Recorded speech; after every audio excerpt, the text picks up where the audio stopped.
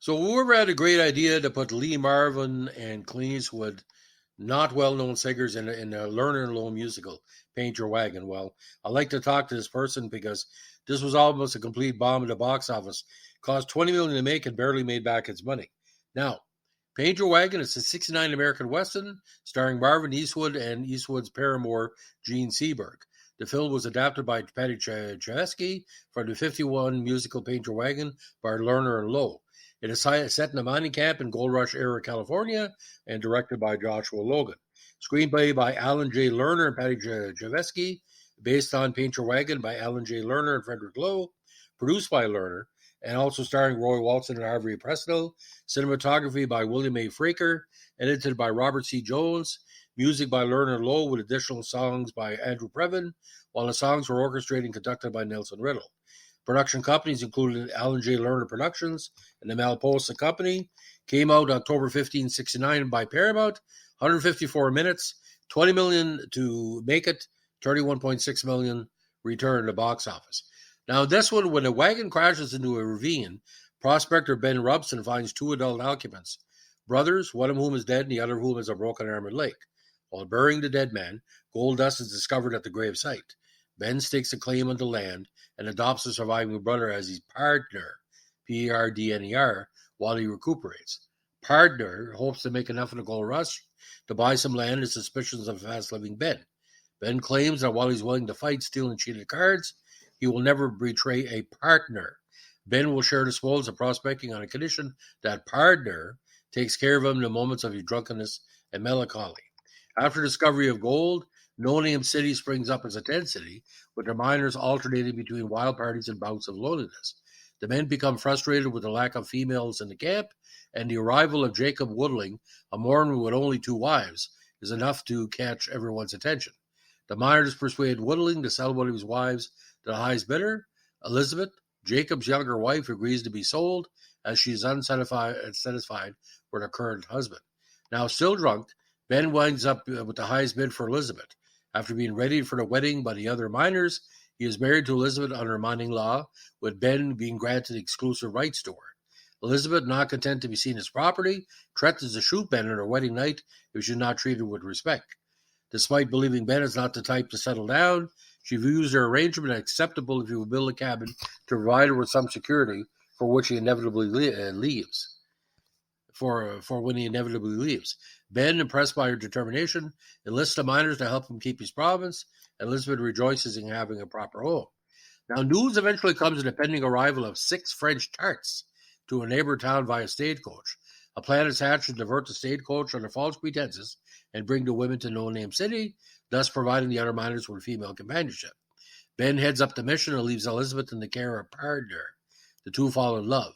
Elizabeth, also loving Ben, convinced him that if a Mormon man can have 2 wives, why can't a woman have 2 husbands? The polyandrous arrangement works until the town becomes large enough that civilized people begin to settle there. A parson begins to make a determined effort to persuade the townsfolk to give up their evil ways.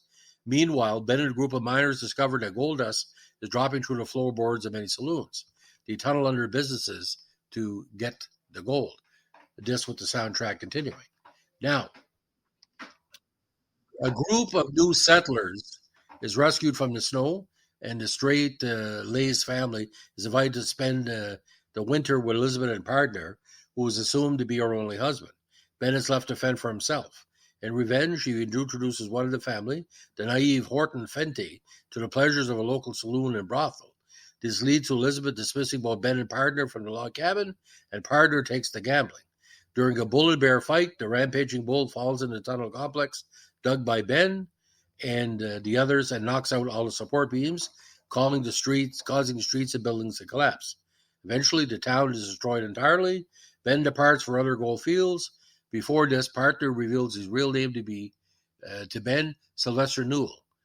Elizabeth and Pardner reconcile and plan to stay. Now, a very interesting cast, and we have Lee Marvin as Ben, Clint Eastwood as Sylvester Newell Partner, Gene Seberg as Elizabeth, Harvey Presnell as Rotten Luck Willie, Ray Walton and Mad Jack Duncan, with William McCollum as Horace Tabor, John Mitchum again, Robert Mitchum's brother as Jacob Woodling, and H.B. Haggard and Steve Bull.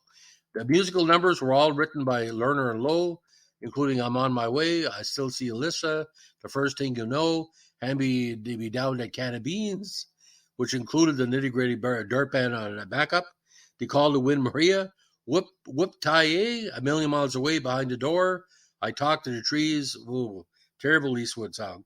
There's a Coach Coming In, The Gospel in No Name City, Best Things, Wandering Star, which was a big hit internationally by Ben and Chorus, Gold Fever, and Finale. Now, multiple attempts were made to adapt Paint Your Wagon to a film.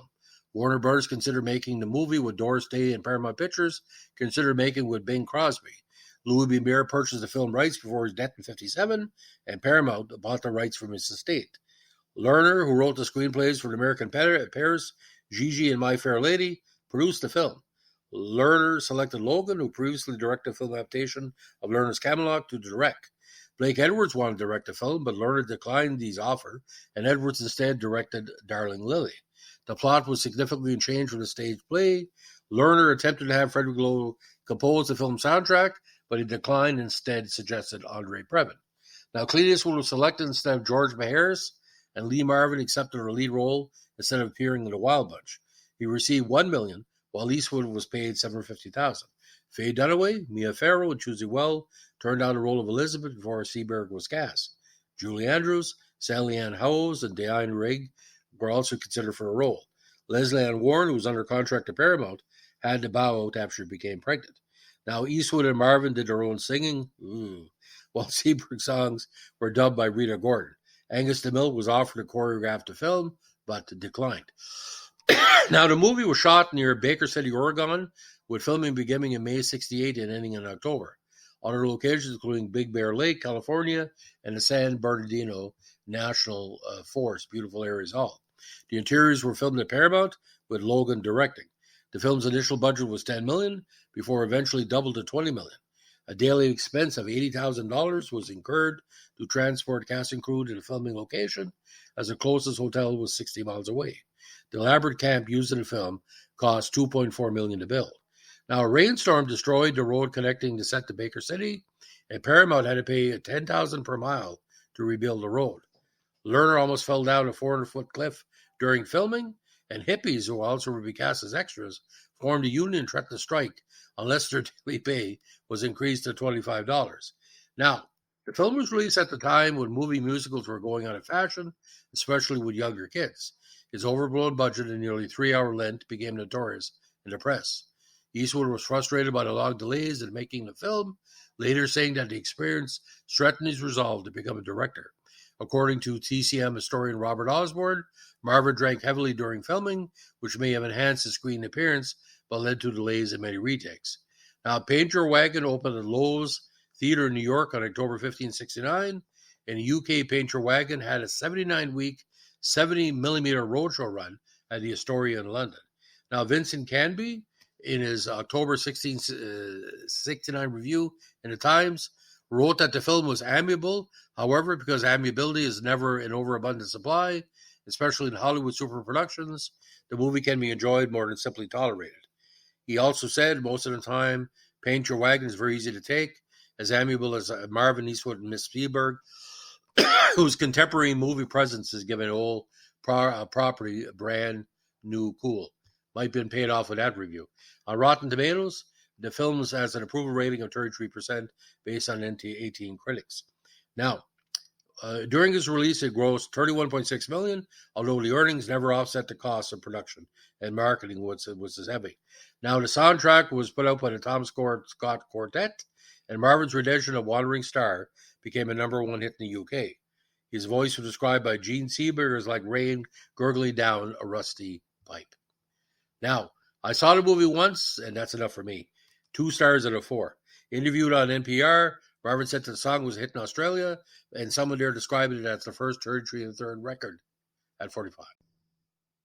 Again, the Marvin was always amiable, as we say, and again, someone there described in Australia as the first 33 and third record recorded at 45. But how bad was this movie? Well, Gene Seberg was a good actress. We all know that.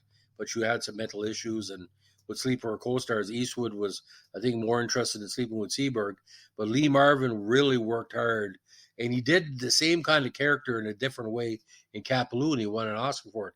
But this movie didn't really hit it with the box office, and is rarely seen on TV because the movie is quite dated, as we say. But ladies and gentlemen, it's a trifle on the weekend. Like I said, if you can see it on a streaming service, but the poster that was put together that you're looking at in the podcast here didn't really want to draw people in. It looked essentially foolish. A purple and, headshots like that, very strange. But like I said, Gold Rush, with the right people, you could redo it with George Clooney and Robert Downey. I think it would work, in my personal opinion. But I mean, Lee Marvin and Clint Eastwood sharing a bed with Gene Seberg, I don't think so. Thanks for listening. Bye.